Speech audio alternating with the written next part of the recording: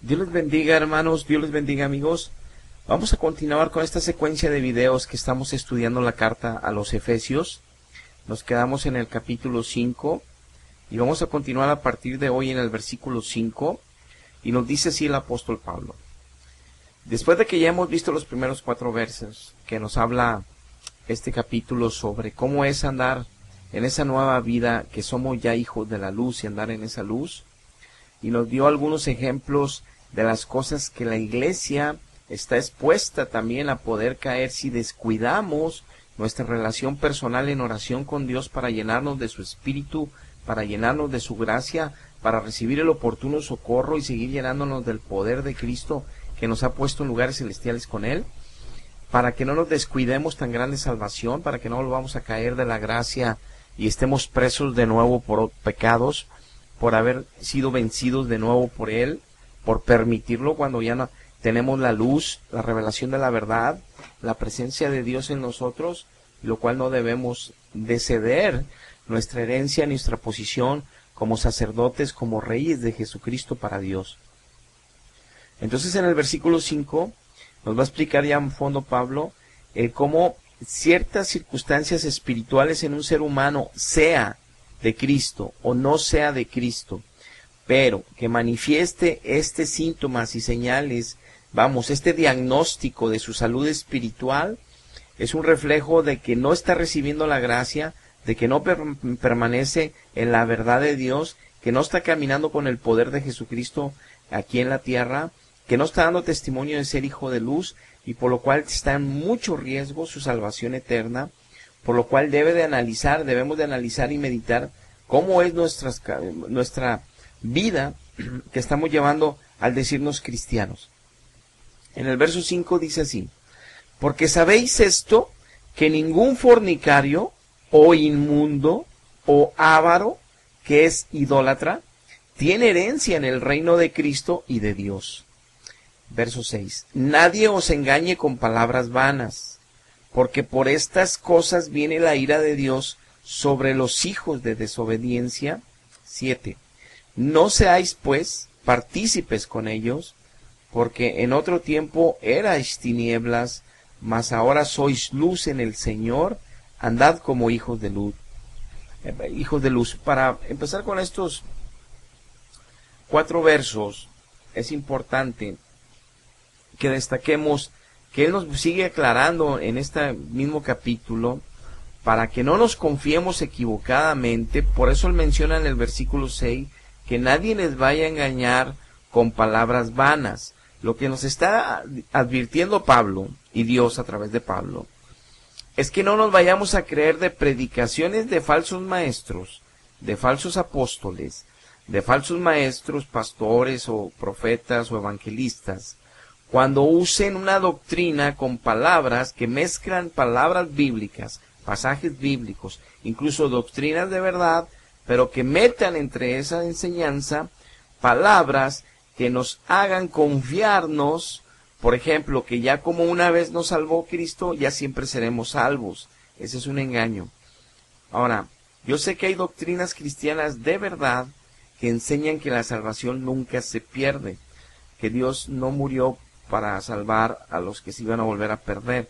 Estoy de acuerdo que en sus teologías tienen mucho de verdad, pero no es una verdad absoluta. ¿Por qué? Porque aún ellos, cualquiera de ellos que se desvíe de la verdad, puede perder su salvación. Entonces, por eso nos dio como promesa el sello de su Espíritu, nos dio como promesa, su Espíritu son las arras, que es lo que nos asegura si todavía estamos en la promesa, y lo que nos dio como promesa fue la vida eterna si permanecíamos en Él, si dábamos frutos como verdaderos hijos, que es lo que en esas teologías creen, que los que sí son de la verdad dan frutos, y los que no son de la verdad, que no eran de los elegidos, no dan fruto. No, hasta un elegido puede no dar fruto si así lo decide, y al final ellos deciden que entonces no era de los elegidos. Pero eso es una doctrina muy extrema, y que a ellos les ayuda para mantenerse en su fe y seguir amando a Cristo y creciendo en Cristo. Si les ayuda, perfecto, yo no tengo problemas con eso, pero la verdad es que para todo el cristiano que esté escuchando este estudio y que leamos la Biblia y que seamos de Cristo, tenemos que cuidar nuestra salvación porque lo dice Pablo con temor y temblor. Si fuéramos elegidos y fuéramos a dar fruto sin riesgo de perder la salvación, entonces no tendría caso que Pablo dijera que tuviéramos que cuidarla con temor y con temblor, y no tendría caso que el escritor de Hebreos dijera que aquellos de haber recibido el don de la salvación y de haber recibido el Espíritu de gracia en su interior, se pusieron rebeldes contra él y luego después pisotearon con su manera de vivir con inmundicias y pecados. La sangre de Cristo la despreciaron, o sea, no quisieron tomar de esa herencia, de ese sacrificio para vivir ahora en santidad, llenos de Dios, buscar a las cosas de Dios y no de este mundo. Entonces, que va a ser peor la condenación, que mejor les hubiera sido no haber conocido la verdad. El apóstol Pedro lo menciona en sus epístolas, que aquellos que vuelven al vómito, les hubiera sido mejor no haber conocido el don de la salvación, porque les va a ir peor en su juicio. Y así sucesivamente hay muchos textos que nos hablan que nosotros, como lo mismo Cristo dijo, podemos ser hijos pródigos, alejarnos de nuestra herencia en el Padre, y que el Padre no nos va a ir a buscar si es que cuando estamos comiendo algarrobas allá con los cerdos, podemos darnos un poquito de luz en su misericordia de Dios y nosotros tomar el regreso y buscar al Padre de nuevo. Es donde encontraremos, si estamos con vida aún, la salvación. Pero aquellos que se mueren entre los cerdos, comiendo algarrobas, obviamente que no tuvieron oportunidad de regresar a la salvación. Por eso tenemos que cuidarla con temor y temblor. Entonces, que nadie nos engañe con palabras vanas, como dice el verso 6 aquí Pablo, porque dice que la ira de Dios viene sobre los hijos de desobediencia. Nos aclaran dos cosas. Una, que la ira de Dios también va a ir con los que eran hijos del Espíritu, pero estaban en desobediencia, estaban en pecado y por propia decisión y gusto quisieron quedarse en esa mala condición espiritual. Lo cual no dice que los hijos del mundo, no dice que las naciones impías, eso ya también habla mucho la Biblia de los juicios que Dios traerá contra ellos. Incluso el apóstol Pablo, en Corintios, hablando de un problema sexual en la iglesia, muy grave, del incesto de un hijo con la mujer de su padre, aclara y dice, nosotros tenemos que juzgar a los de adentro, porque solamente Dios va a juzgar a los de afuera. Y él se refería a eso al liderazgo, porque tenemos que discernir los pastores o líderes de la congregación, que tenemos que dar al cuenta al Señor por las ovejas, que está operando en esas ovejas, que está sucediendo en esas circunstancias espirituales, porque tenemos que corregir lo deficiente con la ayuda de Dios. Dios lo hace, pero tenemos que ser ese instrumento en las manos de Dios, en el liderazgo, para poner el orden, para ayudar a las ovejas, para quitar lo que está pudriendo el cuerpo, para que el cuerpo siga creciendo sanamente. Entonces, aquí es claro que también hay hijos de desobediencia y que la ira de Dios vendrá sobre ellos. Entonces, hijos de Dios son aquellos que nacieron una vez del Espíritu. Por eso no tenemos que seguir palabras vanas. Por eso, en ese entendido, que si tú eres cristiano, como lo dice el verso 5, y aún estás fornicando sexualmente o espiritualmente, estás en riesgo. Y fornicar, aunque aquí lo menciona en el término sexual, ya lo habíamos hablado, que no solo es tener relaciones sexuales de forma homosexual o heterosexual, pero fuera del concepto del matrimonio. Obviamente que el matrimonio nada tiene que ver lo homosexual, es un pecado abominable también delante de Dios. Pero aquí menciona también el verso 5 que nada de inmundicia. Entonces hay muchas cosas que la Biblia nos da luz de lo que es inmundo, de lo que es pecado, de lo que tenemos que alejarnos. Entonces tenemos que estar cuidando nuestra alma. Y también habla de la avaricia, que es un pecado que la humanidad la tiene en su mayoría, y que en la iglesia no estamos exentos de seguir todavía queriendo alcanzar riquezas en un desorden. Entonces, por eso ya en el versículo 7 nos dice, no seáis pues partícipes con ellos. Nos está dando aquí el beneficio, Pablo, de que nosotros, por ser hijos de la luz y de Cristo ya, tenemos a nuestro favor la gracia de Dios a través de esa comunión personal que tenemos con Él, a través de la presencia del Espíritu Santo bendito en nosotros, de lo cual ya tenemos luz, tenemos conocimiento, tenemos entendimiento, tenemos discernimiento que nos regala Dios mismo, para darnos cuenta que sí hay una diferencia enorme de lo que éramos antes a lo que Dios está transformándonos hoy en Cristo. de lo cual tenemos que incluso separarnos hasta las personas que tienen estas prácticas, porque nos pueden contaminar con sus maneras de vivir, con sus maneras de hablar, con sus maneras de estar haciendo estas actividades, por lo cual ni siquiera podemos participar en conversaciones con ellos, mucho menos tener alguna característica de esta en nosotros, porque entonces vendrá la ira de Dios, porque seremos hijos de desobediencia. Y nos aclara en el verso 8, porque obviamente el que es de Cristo se da cuenta que antes éramos tinieblas, que antes sí éramos ávaros, que antes sí éramos fornicarios, y como ya lo aclaramos, fornicar sexualmente, la masturbación es un tipo de fornicación sexual. ¿Por qué? Porque en el espíritu, en la mente, se está teniendo una participación sexual de fantasías, donde está en juego espíritus de mal con el espíritu humano, y donde puede quedar cautivo ese ser humano que se está masturbando, usando ya sea cuestiones que está viendo y está digiriendo su corazón, o cuestiones que está meditando y fantaseando en su mente, que es en su espíritu, y de lo cual lo puede tomar un demonio y lo puede dejar amarrado a ese pecado, atado, del cual no puede ser libre si es que Dios no vuelve a tener misericordia de él para liberarlo, lo cual se está arriesgando enormemente. Entonces, no crean que la masturbación es un permiso que nos podemos dar o que es algo natural que el ser humano necesitamos. El ser humano necesita y hace prácticas que la filosofía humana de pensamiento y las universidades de la sexualidad sana en el mundo creen que son normales y que son necesarias, porque no tienen temor de Dios, porque no conocen el Espíritu de Dios, porque no conocen la ley moral de Dios, porque no tienen el poder de Jesucristo que nos ha puesto en Él, en lugares celestiales, para recibir su poder, para que nuestra vida sexual sea sana, limpia, pura, donde nada más la compartamos con nuestra esposa o con nuestro esposo si son mujeres, para que vivan una sexualidad para la gloria de Dios y para bendición de ese matrimonio hasta el fin, que tengan que perecer y partir de esta tierra. Y lo cual es un regalo enorme de Dios, dentro de la bendición de Dios en el Espíritu Santo y guardando la ley moral de Dios, que nos va a enseñar Dios mismo el cómo cuidar y cómo disfrutar y cómo darle gloria a través de usar nuestra sexualidad de forma responsable, de forma santa y de forma gloriosa. Y con esto no estoy diciendo que tengamos que ser religiosos y tengamos que vivir una vida limitante, frustrada, sexual.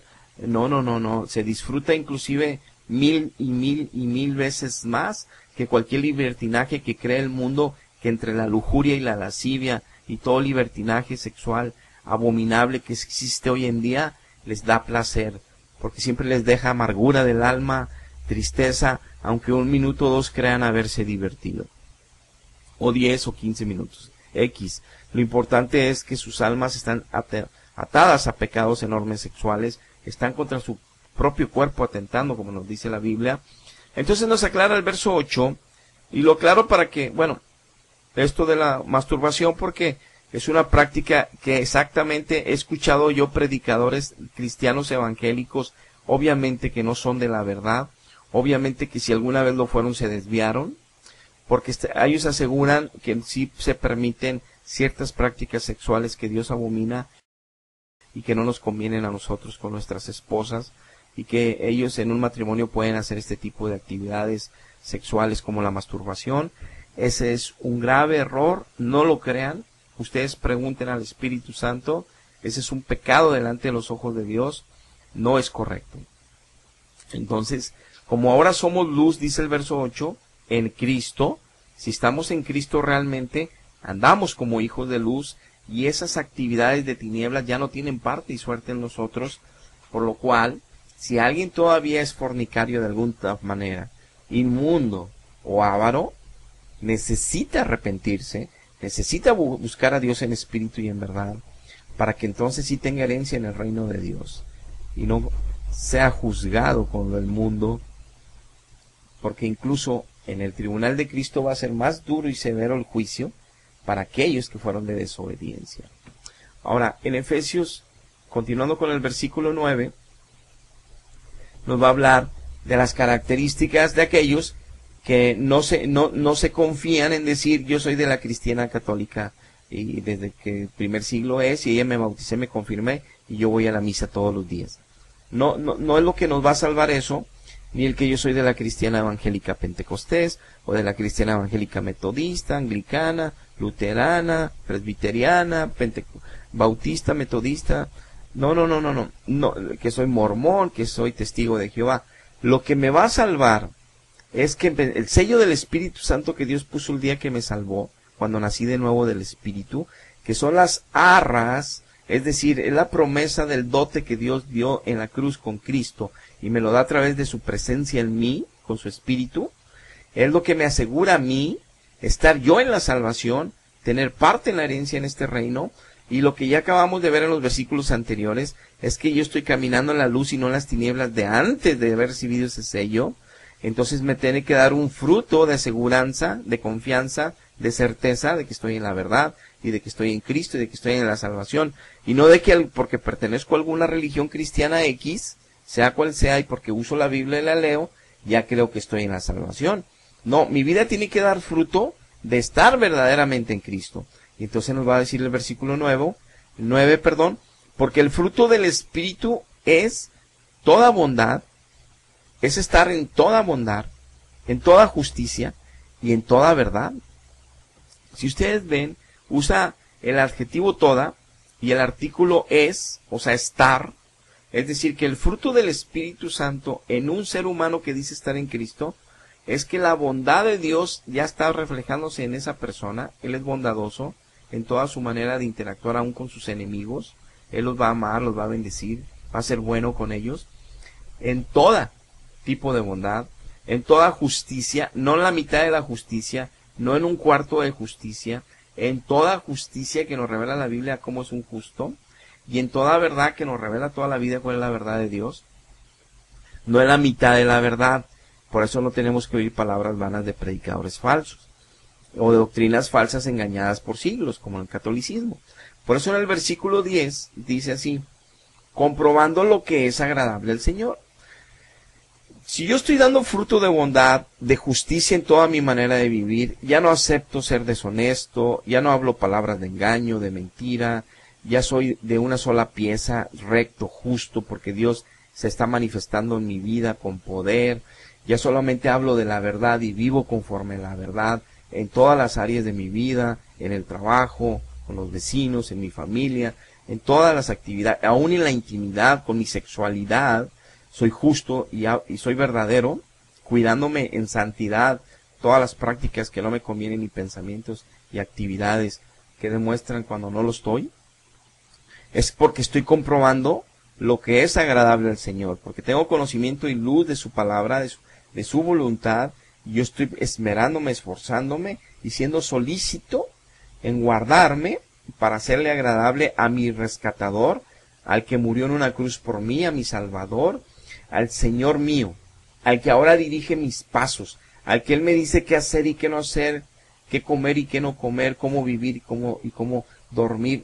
Él me está enseñando toda la manera de vivir correcta y Él está dirigiendo mi vida desde la A hasta la Z.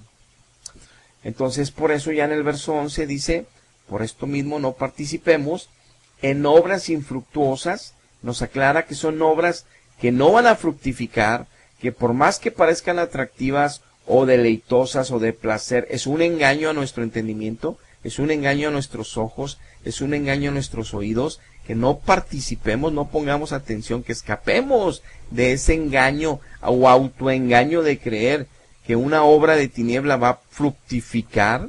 Nunca va a fructificar una obra de tiniebla, y sabemos que obras de tiniebla son tantas cosas como el querer tener un negocio en desorden, porque si es por avaricia, que queremos tener más dinero y más dinero, eso es tinieblas, eso no va a fructificar, que tengamos mucho cuidado. Es poniendo solo un ejemplo, que tenemos que reprender todas las obras que provienen del mal, de la tiniebla, en lugar de estar siendo como que pacientes o de estar siendo como que pasivos al incluso participar de ellas. Porque ya en el verso 12 nos dice Pablo, porque vergonzoso es aún hablar de lo que ellos hacen en secreto. Y nos aclara Pablo que él está dando por hecho que la iglesia no está en medio de estas actividades, que incluso para el que está cuidándose, para el verdadero cristiano, aún es vergonzoso estar hablando de lo que la gente en el mundo está cometiendo en contra de Dios en pecado. Porque repetimos, como vimos en el video anterior, que estas cosas de estar hablándolas contaminan nuestro corazón, nos tumban de la gracia, nos debilitan en la fe, por estar nosotros hablando estas cosas que no nos convienen.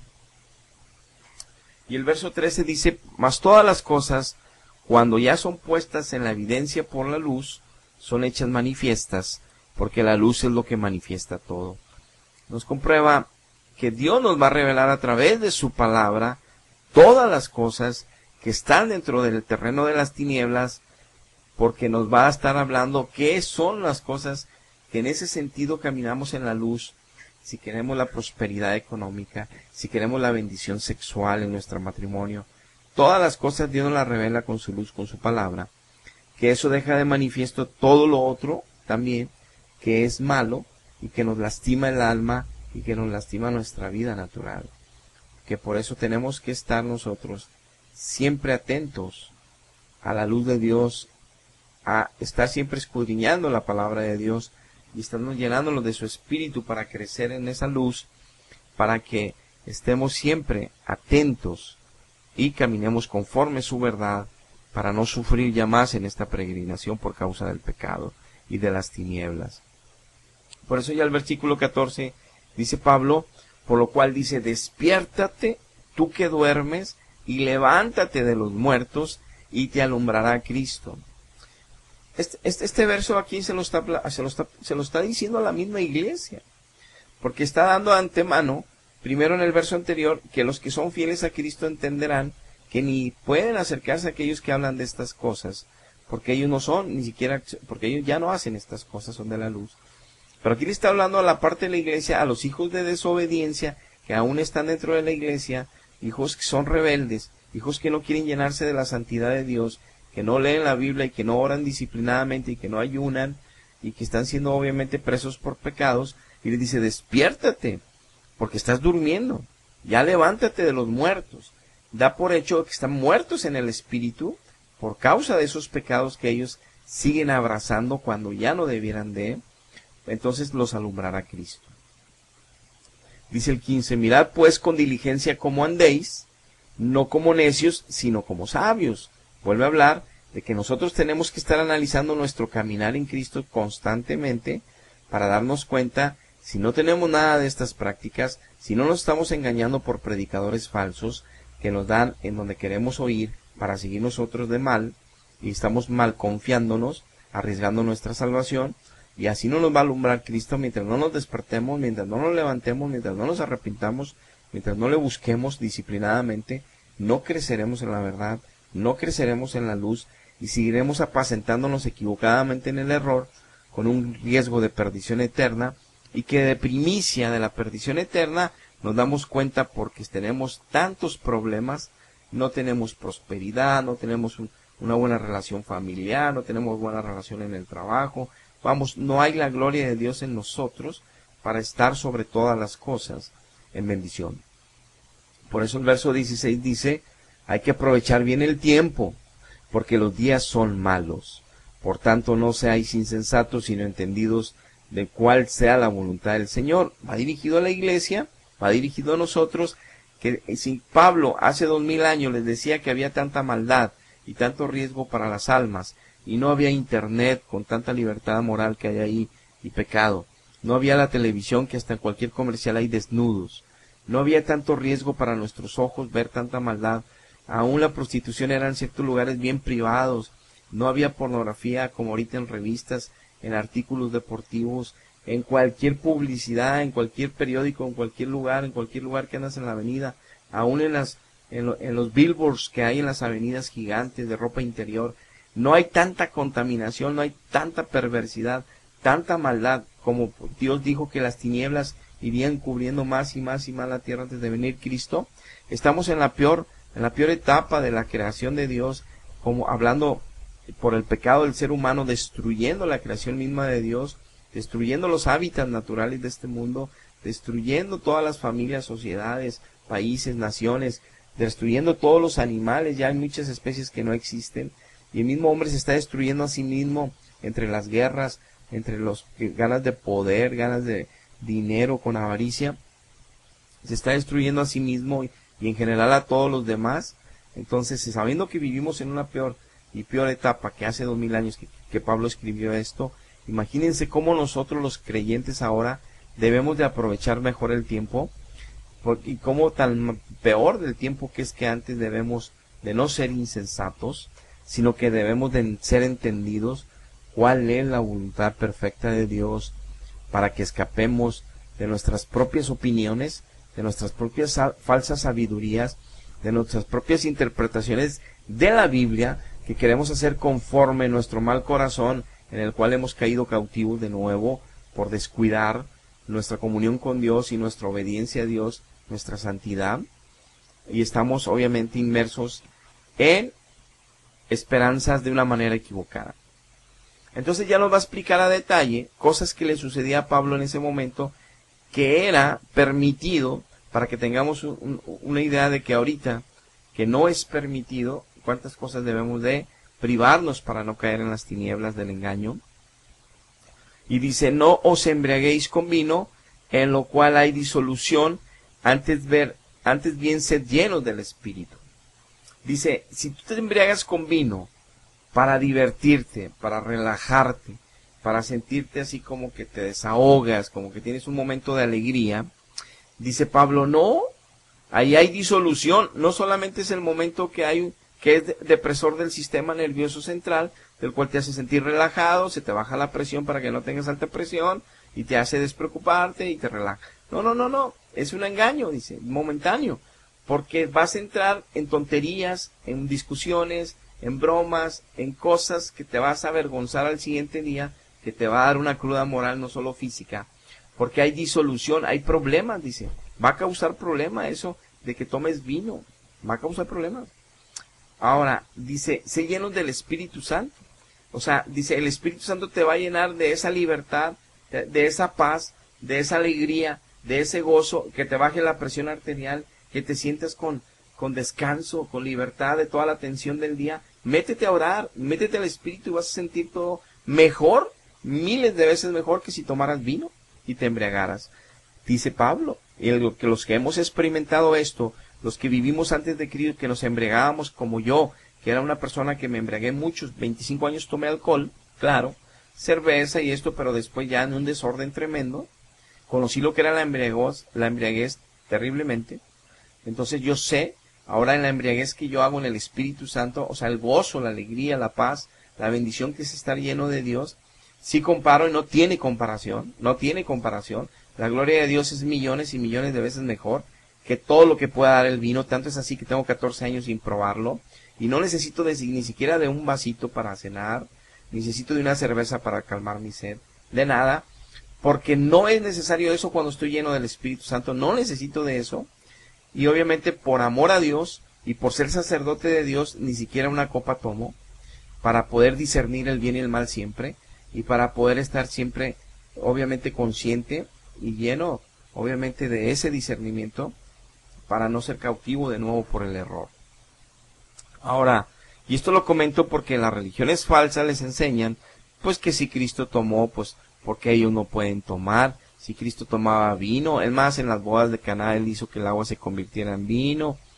Pero vamos, Dios no prohíbe que en la Santa Cena del Señor que celebramos en el culto, cuando Dios nos lo permite, y participar de esta hermosa bendición, pues que tomemos una copita para recordar la sangre que fue derramada de Él. Que hagamos esto vamos, pero eso no es embriagarse, y estamos haciéndolo por un objetivo mayor. Vamos, tenemos un porqué y un para qué hacer esto. No lo estamos haciendo para relajarnos, no estamos tomando el vino. Ahora, si en alguna ocasión tienes que tomar una copa de vino para acompañar un pez, o para acompañar un tipo de pescado de marisco, o acompañar una carne roja, y es una sola copita, y también lo hizo Cristo. Cristo no te va a condenar por eso. Mas, sin embargo, si yo lo puedo evitar y puedo tomarme un refresco o otro, pues yo lo hago por amor a Dios, por amor a mí, por amor a mi familia. Pero si tú lo haces, yo no te voy a condenar, y Dios no te va a condenar, Pero si lo haces todos los días, sí te estás metiendo en un problema. Y si también no es solamente una, sino son 2 o 3 o la botellita, claro que estás en un grave problema.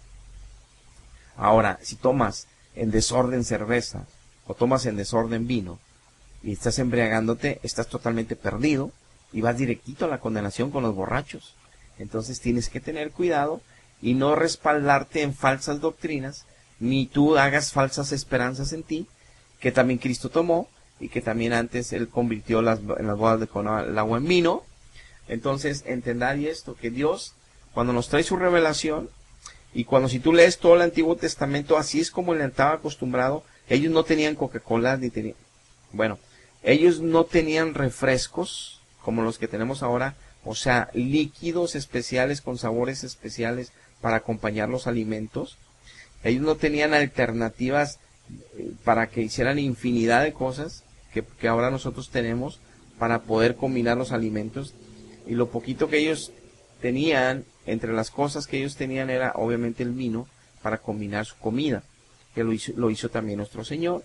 Y de hecho Él dice que cuando vuelva va a volver a probar el fruto de la vid, pero no en el contexto que los que están mal quieren respaldar su error, sino en el contexto de poder celebrar la bendición de que Él esté con nosotros y que esté en una cena con nosotros en la tierra, en el milenio de Cristo, pero no en una forma desordenada. Y esto lo tienes que entender en el Espíritu y en la palabra, donde hay muchos versos. En Proverbios habla, hay de aquellos que toman el vino y vean cuando rojiza, vamos, que se deleitan en él hasta la mañana, hay de aquellos que se embriagan, y por eso dice también Proverbios que del rey es no tomar vino ni sidra, porque él tiene que discernir, tiene que gobernar al pueblo. Y de los sacerdotes Dios les prohíbe en Malaquías no tomar vino, y en otros versos, porque en Éxodo también y en Números, porque ellos tenían que discernir el bien y el mal y tenían que enseñar la ley al pueblo. Entonces todas las veces que ellos estaban trabajando para Jehová no podían beber vino, porque tenían, Dios les permitía a ellos beber vino en su casa cuando estaban descansando después de los 15 días o X días que estaban en servicio en el tabernáculo. Entonces a los sacerdotes que estaban trabajando no les permitían tomar.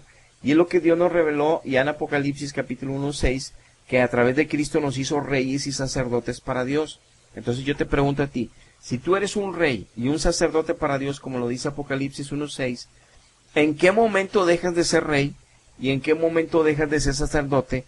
Porque ya es una bendición mayor que nos dio Dios a través de Cristo. Es decir, en el antiguo pacto era a través de ser familiares de Leví, una herencia de familia, y ya eran siervos de Dios como levitas sacerdotes o como levitas. Ahora bien, ¿y qué quiero llegar a esto? Bueno, en aquel tiempo tenían horarios establecidos de estar encerrados en el tabernáculo. Regularmente eran por periodos de 15 días, donde estaban sirviendo en el templo, donde estaban sirviendo, y luego venía otra orden de otra familia de levitas, y se quedaban 15 días todos los sacerdotes, y así se estaban turnando. En el tiempo de descanso, claro que podían tomarse su copa de vino para tomar alimentos en su casa, pero no para embriagarse. Y Dios les advertía que en todo el servicio a Él no podían tomar ni una sola copa de vino ni de sidra, ni el rey, ni el sacerdote.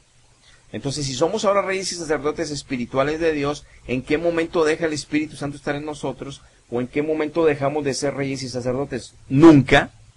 Entonces, para nosotros es la orden nunca tomar ni sidro ni vino, porque siempre tenemos que dirigir como reyes el reino de los cielos, cuidar la herencia del reino de los cielos como testimonio, como reyes de Cristo, como encargados de su reino, para testificar de la gloria de Dios con nuestras vidas en santidad. Y como sacerdotes ministrar el corazón de Dios en santidad, en alabanza, en adoración, en oración, es decir, sin vino en nosotros, sin alcohol en nosotros, igualmente para ministrar a los hombres, a la humanidad, en el nombre de Jesucristo, en el nombre de Jehová, representando como siervos de Dios, al ser sacerdotes, todos los cristianos nacidos del Espíritu de Dios, siendo sacerdotes en Cristo para Dios, siempre estamos trabajando. Es decir, cuando estamos en el trabajo nos está mirando la gente, cuando estamos en nuestra casa nos está mirando la familia, cuando estamos en el vecindario nos está mirando todos los vecinos.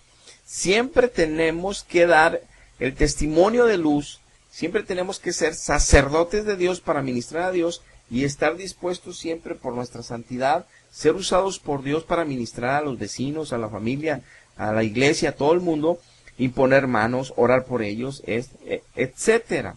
Entonces, ¿en qué momento dejamos de ser sacerdotes? Nunca. ¿En qué momento dejamos de ser reyes? Nunca. ¿En qué momento podemos tomar ya los cristianos evangélicos que nacimos del Espíritu a partir de Cristo? Nunca. Bueno, si crees que es muy exagerado, tú mismo pregúntale a Dios. Hay un versículo que Cristo decía a los evangelios, a los fariseos, que no querían escuchar, que Él era la verdad, que querían seguir en sus propios pecados.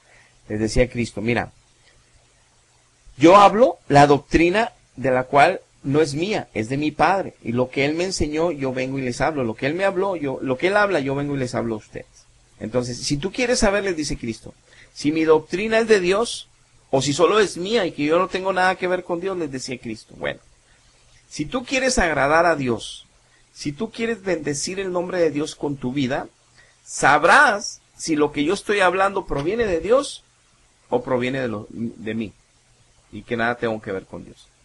¿Qué le decía Cristo a los fariseos? Le decía, mira, si tú estás siempre alegando y alegando que mis doctrinas no provienen de Dios y que no son de la verdad, bueno, si tú en tu corazón existiera el real decisión, tu actitud fuera, yo quiero glorificar a Dios con mi vida, ya me salvó con un sacrificio tan tremendo en una cruz, ya me dio su espíritu y me dio luz y revelación, yo siento su paz, yo siento su amor, yo siento cómo quitó las tinieblas y me dio luz, y ahora ya no soy fornicario, y ahora ya no soy avaro, y ahora ya no soy inmundo, y ahora cada vez me ha santificado más y más y más en mis debilidades morales. Yo veo mi cambio, yo ya no hablo malas palabras, yo ya no hablo mal con mi boca, yo ya soy más paciente, soy más prudente, y empiezas a ver todos los frutos del Espíritu en tu vida.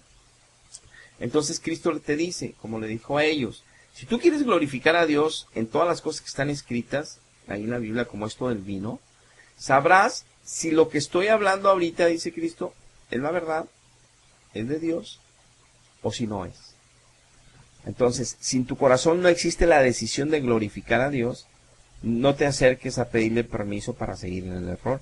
Acércate y dile, Señor, yo estoy dispuesto a dejar el vino, si es verdad que tengo que ser sacerdote y rey, como dice Apocalipsis 1:6, y que jamás debo de involucrarme de nuevo en esa sustancia por amor a ti y por testimonio a los demás. Privarme de eso para que pueda yo glorificarte de una mejor manera y ser un testimonio todavía más fuerte y firme. Y te repito, y que quede bien claro, con esto no estoy diciendo que porque si alguna vez tomas una copa para un evento especial, en una circunstancia especial, que Dios va a ver tu corazón y tu intención no es embriagarte, tu intención no es deshonrar el nombre de Cristo en tu vida. Si no es malo el propósito y la intención y el por qué y para qué lo haces, no hay problema. Eso no te va a condenar ni Dios, ni nadie te tiene que juzgar. De hecho, aunque estuvieras mal, nadie te debemos de juzgar, el que te juzgue es Dios. Pero sí tienes que entenderlo, que hacerlo como una práctica por ser del mundo y que estás aquí porque Cristo la hizo, o sea, respaldándote en que Cristo una vez lo hizo, sin tener todo el contexto, sin tener todo el por qué y el para qué de él y por qué fue, y en el sentido de las cosas que se vivieron en el antiguo pacto, que Dios, incluso hay un verso que dice que Él les regaló el vino y le daba el vino para bendición, y que hay disolución, también lo dice y nos advierte tanto de esto, y dice que el corazón de Dios también se alegró con el vino. Bueno, pues que Cristo lo tomó, ¿verdad? Entonces, esto no implica que era un borrachito, ¿verdad? O que tomó de más, simplemente disfrutó del fruto de la vid en medio de sus cenas, ¿verdad? Pero es muy diferente. Si tú ves toda la antigüedad, los reyes tomaban vino para cenar, los príncipes tomaban vino para cenar en todas las naciones, pero los que eran obviamente mundanos, todos se embriagaban, que no es el caso de los verdaderos creyentes. Ahora dice que en el verso 19, que hablemos entre nosotros salmos, himnos, cánticos espirituales, cantando y alabando al Señor en nuestros corazones. Dice, ¿quieres estar alegre? No tienes que usar vino. Llénate del Espíritu Santo y vas a fluir en salmo, en himnos, en cánticos espirituales. Vas a estar cantando y alabando al Señor todo el día en tu corazón. Vas a estar alegre. Vas a estar Hay gente que dice, ay, es que los cristianos son bien aburridos y que ya no cantan canciones, ya no danzan, ya no... No, puedes estar en tu casa barriendo tu casa si eres mujer o si eres hombre, limpiando tu carro, lo que sea, y cantando alabanzas a Dios, himnos espirituales, fluyendo el Espíritu en ti, y pueden verte danzando para Jehová, con tus manos al cielo, y que te puedan decir que estás bien loco, como veían a David como un vil, no le importaba, él lo estaba haciendo para su Dios. Son cosas que nosotros entendemos y la gente no entiende. Pero bueno, lo que está diciendo Pablo, tú vas a demostrar de esta manera, si estás lleno del Espíritu, que estás bien alegre, bien contento, no necesitas de vino. Vas a estar embriagado del amor de Dios, embriagado del poder de Dios, embriagado de la alegría, de la satisfacción, el gozo, el poder que Dios te hace Dios para moverte con himnos, cánticos, danzas. 20. Dando siempre gracias por todo a Dios y al Padre, en el nombre de nuestro Señor Jesucristo. Nos confirma que la sana doctrina solamente hay relación con el Padre a través de Cristo. Los que tienen relación con la Madre y con otros santos muertos no conocen al Espíritu, no conocen a Dios, no conocen la verdad, y por eso siguen embriagándose con vinos en sus fiestas, ¿verdad? Y eso es terrible. Y es por eso que no conocen aún la libertad con la cual Cristo nos hizo libres. Por cuestiones de tiempo, aquí voy a dejar el estudio, este versículo. En el próximo video veremos a partir del versículo 21 para ya terminar este capítulo 5. Dios les bendiga, hermanos. Dios les bendiga, amigos. Hasta la próxima.